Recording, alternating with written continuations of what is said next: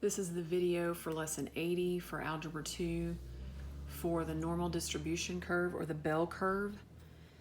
So normal distribution curve is a curve like this, and then certain things about this curve are true.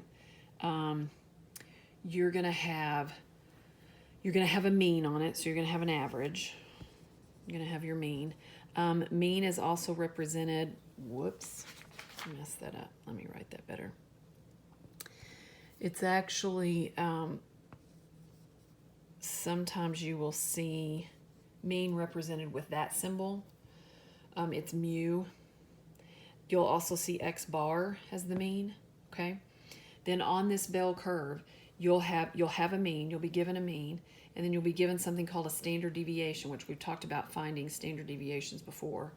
So you'll be given a standard deviation, and then on the curve you're gonna have 3 standard deviations above and 3 standard deviations below. So standard deviations, that's just how far it is from the mean, how many places it is from the mean, and they'll tell you what that is. They'll tell you what the standard deviation is, and I'll show you how to put it on here.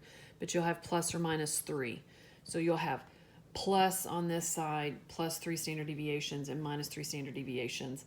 So between 1 standard deviation below, so this is minus 1 standard deviation, this is plus 1 standard deviation, 68% of all the data falls. So 68% of people, if they're tested, or products that are tested or something like that, 68% lie around the mean at minus 1 standard deviation or plus 1 standard deviation.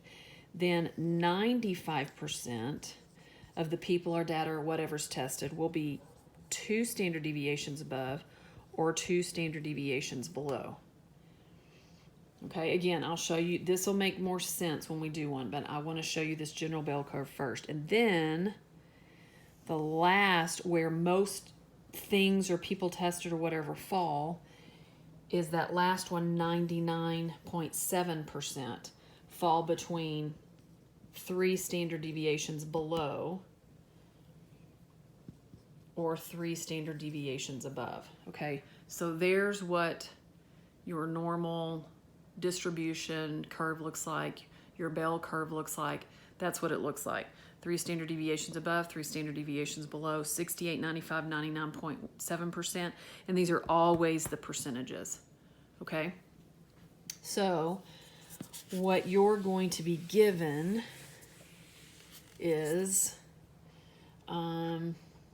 let's see, you're going to be given, say, a set of test scores. So we've got test scores, and test scores have a mean, so there's your mean, of 75. And again, you can see that symbol sometimes like that for mean, or x bar. Then they're going to give you the standard deviation, which sometimes you'll see a little old looking thing like that for your standard deviation, and it's 4. So your standard deviation is 4. So the first thing you have to do is you have to draw your bell curve. You've got to draw your bell curve, and you've got to put all this on it. So the mean goes right in the middle. It's the average. That's the mean. It's right in the middle. Then your standard deviation is 4. So that means I'm going to go 3 standard deviations. And how I do that is I add 4 to 75. So 79, 83, 87, because I just add the standard deviation. So this is 3 standard deviations above the mean, plus 4 again, plus 4 again, okay? That's 3 standard deviations above, so you add it 3 times. Then we subtract it 3 times over here. So 73, 69, and 65. So that's 3 standard deviations below the mean. So this is how you set up your bell curve. Then 68% is between 73 and 79. Between 69 and 83 is 95%, because it's always 68, it's always 95, and then the last percentage is always 99.7%. Okay, so you'll be asked questions. So there's the bell curve. It's a good look at the bell curve. That's what yours should look like. And then you'll be asked questions like, Percent of scores between, say 67 and 83.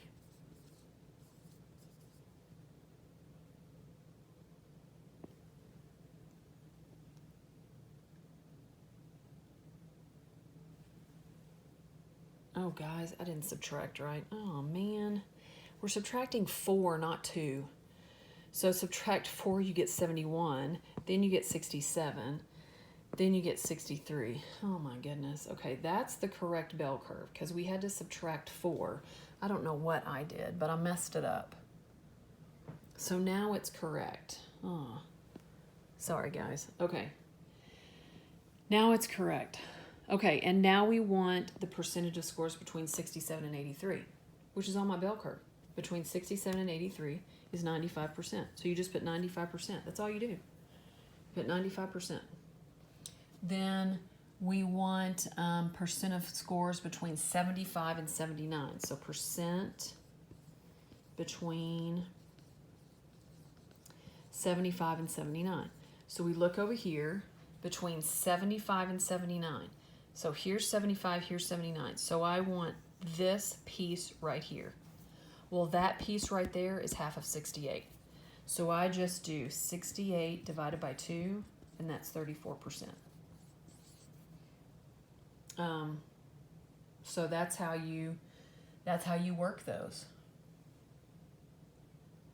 Let's see, let's do one other one. Let's do percentage above 83. So I want the percent of scores above 83. Well, here's 83 right here. So I want this piece right there, okay? Now, you have to be kind of careful with this one, because you want this piece. And the bell curve is evenly distributed, okay? So what you're going to do here is we want this piece right here.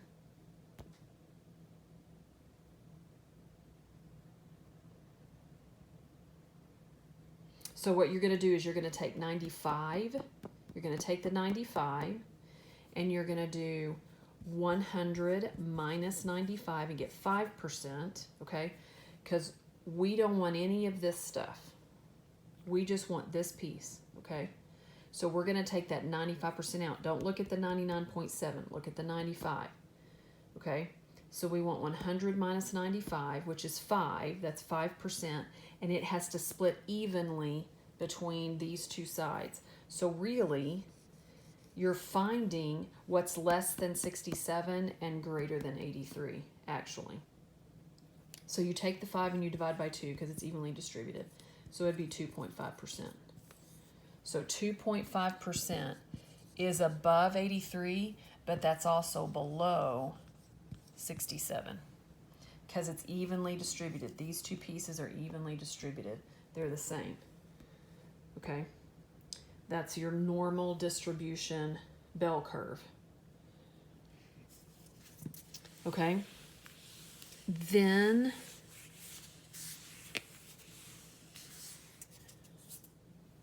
there's something called a z-score. And you're just going to be finding the z-score.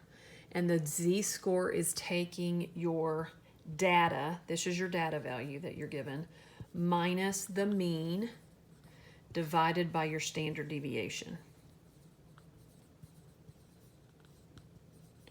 So if this was all done in symbols for the z-score, it would be your data value minus your mean over your divided by your standard deviation, which is that right there. Okay. So that's your z-score. So what's going to happen is you're just going to be asked for the z-score, which is finding how many standard deviations it is above or below the mean. That's what your z-score is. It's how many standard deviations above or below the mean. So if you get a negative, it's below the mean. If you get a positive, it's above the mean. But that's what your z-score is. So you'll be given something like, let's see, we've got a mean of 6.5. We've got a standard deviation of 0.25. Standard deviation, that's above or below the mean. Okay, standard deviation. And we want the z-score for 6.9. Okay, so there's my mean for this set of data. There's my standard deviation. I want the z-score for 6.9. So I want to know how many standard deviations above or below the mean 6.9 is. So I just plug in. 6.9 is my x. My mean is 6.5, and I divide by 0.25. Now be careful with this. Make sure you hit equals after you do 6.9 minus 6.5, hit equals, then divide by 0.25, which will give you 1.6. It's positive, so it's 1.6 standard deviations above the mean because it's positive.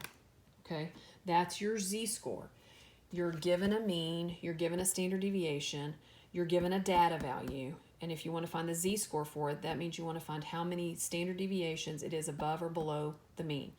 So we work this out. It's 1.6 standard deviations above the mean. Okay, so let's try another z-score.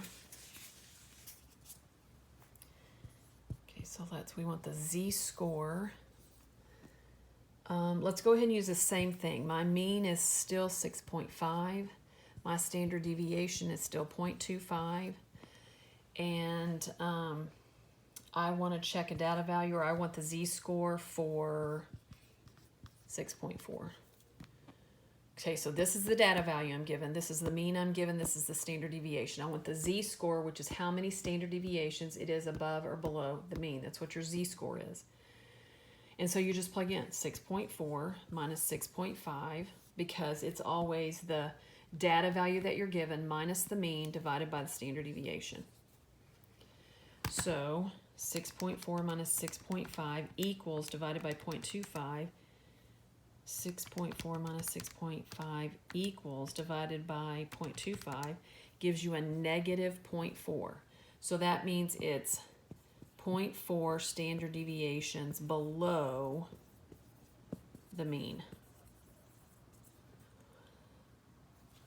That's below the mean because you got a negative z-score, so it's below the mean. So that's how you do z-score. It's always, you take the data value that you're given a mean, you're given a standard deviation, you plug into the formula.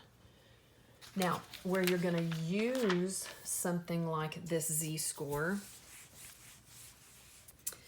is on example 3 out of the book on page 568. Okay, so this says a student A received a score of 63. Okay, so here's student A received a score of 63.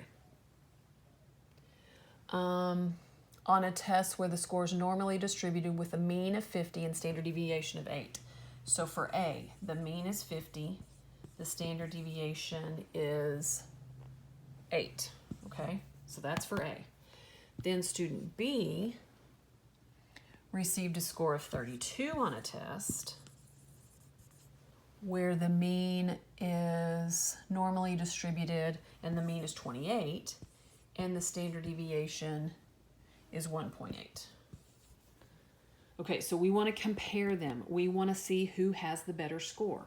Well, the one that has the better score is going to be closer to the mean, like they're, I don't know, which students scored better compared to the rest of their class.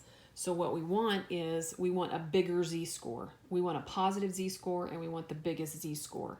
So whichever one has the bigger z-score, that's how many standard deviations you are from the mean, so that's how you scored above the mean, which right now, for a test, we want to score above the mean, okay? So we want it to be a lot of standard deviations away above the mean, okay? Which you'll notice, both of them scored above the mean. We just want to know which one scored better, and you find the z-score. So this z-score right here would be the data value 63 minus the mean divided by the standard deviation. So you would take 63 minus 50, hit equals, divided by 8, and you get 1.625, positive 1.625, which it should be, because we know it's above the mean. So there's the z-score for student A, okay? So whichever one has the bigger z-score is the one that does better, not the one that's closest to their mean. It's the one that has the bigger z-score. That's what we want. I think I missaid that earlier. But you want the one with the bigger z-score because it'll be further above the mean, which means you scored better, okay? So we take the data value 32 minus the mean, which is 28, and divide by 1.8. So 32 minus 28 divided by 1.8, and you get 2.22, positive 2.22, about. Those aren't equals. That one is. This one's rounded, okay? So that means student B had a better score because they've got the higher z-score than student A. And this is how you're going to work practice G. This is exactly like you're going to do practice G. The same thing. It's test scores and everything. Yeah. It's test scores and everything. It's the same thing. So you're going to follow this example for practice G. Okay? So now, let me go ahead and make the assignment, and then I'm going to talk about a few things. So hopefully you haven't already looked at my MCS because I'm changing the assignment. You're going to do the warm-up on page 565, but you're just going to do 1, 2, and 4. I don't want you to do number 3. Okay, we haven't had to find standard deviation for a long time. So I just don't want you to do 1, 2, and 4. Then on the practice,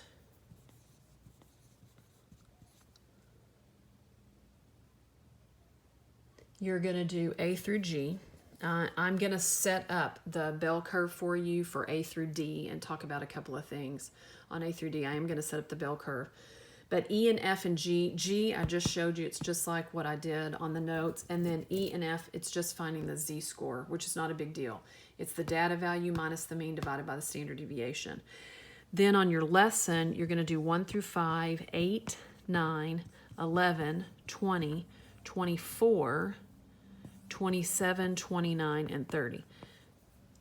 And I'm going to talk about some of these. That's a 30. I'll talk about some of these. So 1 through 5, 8, 9, 11, 20, 24, 27, 29, and 30. Okay, so the first thing I want to do is set up the bell curve for you for practice A through D. This is what you're going to use for A through D, okay? So you've got a bell curve. In the book, you're told that it's a set of scores that are normally distributed with a mean of 300. So my mean is 300. So that goes right in the middle. And a standard deviation of 18. So my standard deviation is 18. So over here, I'm going to add 18 3 times. So 318, 336, and 354. Okay, so that's that side. 318, 336, 354. That's 3 standard deviations above the mean.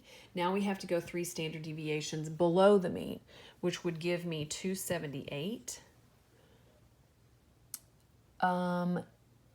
Then that would give me 260 if I subtract 18.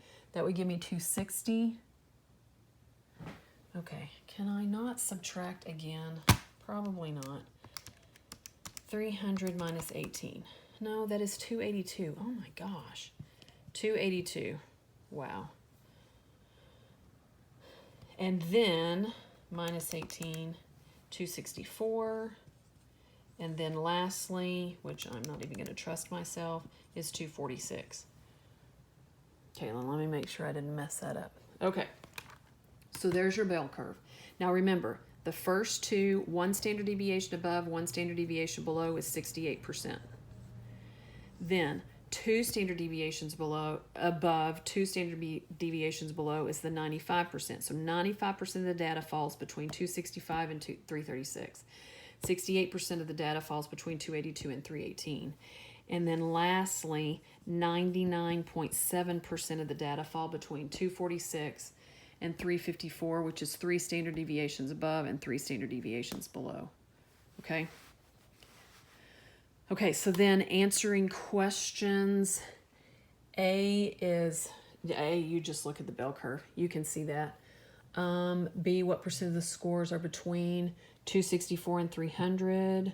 Okay, so I do want to show you B. A is obvious. B says I want between 264 and 300. So I want this piece right here between 264 and 300. Okay, so that's half of 95.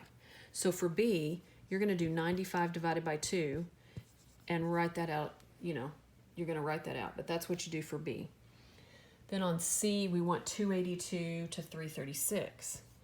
So on C, we want from 282 to 336. So I want these two. I want this one and I want this one. So this piece is 34 because it's 68 divided by 2. So that's 34. This piece we already know, well, you'll find it, is 92 divided by 2, which is 47.5, which is what you should have done in B. Okay, so for C, you're going to do 34 plus 47.5, and that's going to be your percentage for that bell curve. Okay, so you can finish C. Then D, on D, we want the percentage greater than 318. So I want the percentage greater than 318. So there's 318, and I want the percentage greater. So I want that piece right there. So this is like the one I did on the note, or I did just now earlier, where we wanted just this piece. We wanted just this part. So we did 95 out, we did 100 minus 95 and then divided by 2. Well, now I want this little bit of a bigger part. So I'm taking 68 out of 100. Because remember, if I find this part, it's also finding this part over here. It's the same because they're evenly distributed. Okay? So if I want above 318, that means I'm going to take 68 from 100. That gives me 34, 32, oh my goodness. And then I've got to split it between these two because I just want what's bigger than 318, okay? So then I'd divide that, so I'd get 16%. So D should be 16%, okay? That's the weirdest thing you're going to have to do is that right there. Okay, and then like I said, A is going to be obvious. You're going to be able to do A very easily. Okay, so there's that. Then on number 2, I want to go ahead and set up the bell curve for number 2 for you. There's only one question you have to answer on number 2, I'm pretty sure. Yeah. So number 2, I want to set up the bell curve. So we are given that it's normally distributed with a mean of 88. So here's your mean of 88. My standard deviation on this is 4. So let's hope I can add and subtract better than I've been doing. Here we go. Okay, so one standard deviation above would be 92, then 96, then 100. Let me just make sure before I go on. Okay, that's correct. Now I'm going to subtract 3 standard deviations. So 84, then 80, then 76. Okay, let me just check my math and make sure. Okay, so there's your bell curve. And then between 84 and 92, 68%. Between 80 and 96 is 95%. And then between 99.7% between 76 and 100. And it's a real easy question. Number 2 is a real easy question. There's the bell curve. Make sure you draw the bell curve because you've got to use the bell curve to answer the question. But once you draw the bell curve and look at it, number 2's answer is very, very obvious. Very, very obvious. 5 is just a z-score. Oh, I need to show you number 4. Show you number 4. Okay. So on number 4, it's that, A of t equals AO e to the kt, where you've got exponential growth. The number of lemmings grew exponentially. At first there were 400,000. 3 weeks later there were 1,200,000. How many would there be after 8 weeks? So this is where you're given an AO, a starting point where there were 400,000 to begin with. E to the K, which is what we don't know. 3 weeks later, so my time is 3, there were 1,200,000. So this is the way that sets up initially, so we can find K. This is where, you know, we're going to have to divide by 400,000, take the natural log of both sides. Something you haven't seen in a while, but you've got to see it. Like, you've got to know how to do the natural log and stuff like that. So we divide by 400,000. So that would give me e to the 3k equals 3, because these zeros all cancel. 12 divided by 4 is 3. Then we take the natural log of both sides. So ln 3 equals ln e to the 3k. So ln e cancels. ln 3 equals 3k. So you divide by 3. Because we've got to find the rate of growth. We know it's growing exponentially, but we've got to find that rate of growth. And that's what K is. K is your rate of growth. It's your constant of variation. It's how things are changing. So on the calculator, ln 3, make sure you close parentheses before you divide by 3. And then I always want at least 5 decimal places. So K would be 0.36620. About 0.36620. That's what K is, okay? Now we want to know how many would there be after 8 weeks. So this is what you're going to plug into your calculator, okay? We want after 8 weeks. AO is still 400,000. We started with 400,000. E to the K, 0.36620 after 8 weeks. So that's what you type into your calculator. So it's going to look like this. You're going to do 400,000 second ln to get the E on the calculator, then put in 0.36620 times 8, hit enter, and round it to the nearest whole number because it is lemmings, they're living things, so you don't want a decimal place. So that should fix you up, that should finish you out on number 4, and make sure you label it, lemmings. Okay? So that's number 4. Then number 5 is just a z-score. Number 11, you're just plugging in. On number 11, they give you the surface area, so they give you 1.64 for SA. They give you the height, which is 1.7, and you're wanting to know the mass, so you're wanting to find K. So you've got to plug those numbers in and solve from there. M is underneath the radical, so you're going to have to square both sides, all that kind of stuff. That shouldn't be that big of a deal on 11. Number 20, just use FOIL. On number 20, you're going to do 40 minus 36i times 8 plus 3i, and just use FOIL. And remember that I squared is -1. So you're going to get an I squared, you're going to need to replace it, combine like terms, but it's just FOIL. That's all you're doing on 20. It's just FOIL. Then number 24, just making sure I don't need to say anything. 24 is just a z-score. 27 is using Heron's formula again. And on 27, it says to estimate. So this is what I want you to do. P is 7.8935, so use P as 8.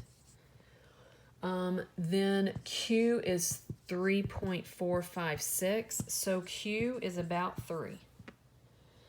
Then, let's see, R is the square root of 37, which would be about 6. So that's what you need to use, okay? Now remember, Heron's formula is the square root of S times S minus A times S minus B times S minus C. That's your Heron's formula. S is 1/2 the perimeter. So it'd be 1/2 times A plus B plus C. Or here, just do P plus Q plus R divided by 2. That'll give you your S. And then plug it in, okay? That's how you find, that's Heron's formula. That's how you find the area on number 27, okay?